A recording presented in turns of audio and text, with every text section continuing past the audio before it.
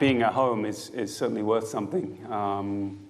We see that in all of sports, and but no doubt we're going against a very, very strong opponent. I think the U.S. President's Cup team was the strongest they've ever been on paper, world rankings.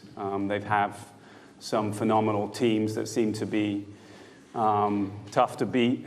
Guys like Schauffele and Cantlay, Justin and Jordan. These guys have records that are north of 80% win records. So it's going to be a tough challenge. It's going to be very tough. I fully expect us to be underdogs, despite that home victory, percentage of wins over the last 30 years. But again, my job is to try and get the team to a place that will give them the highest chance to succeed. And it is nice to be a home captain. I think I saw a hand. Dean, was that you and Mike 1 there? Thank you. Dean Atkinson, DP World Tour. Luke, just want to get your thoughts on the start of the European points race. Obviously, you mentioned Guido there, but how pleased are you with the start the Europeans have made, considering our last 3 winners on this tour? I couldn't be more happy, to be honest. You look at the first event, Wentworth, some of our very established players, Shane winning, Rory second, John Rahm second or third.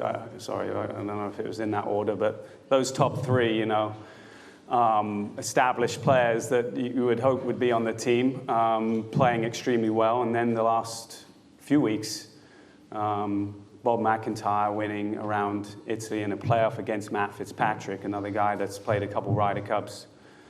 Guido, obviously the Italian connection.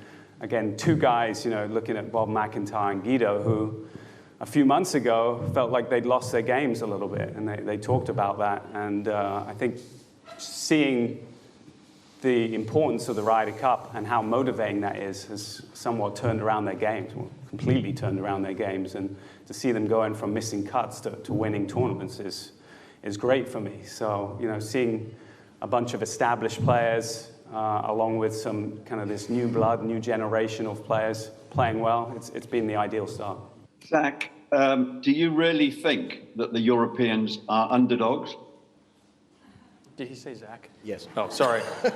Do I really think the Europeans are underdogs? I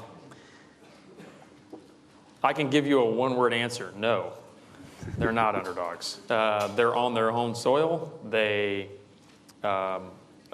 you hear the notion of, well, on paper. Well, I understand that, but on paper can be subjective as well. I don't think it's all that objective, in my opinion. So I understand that, but at the same time,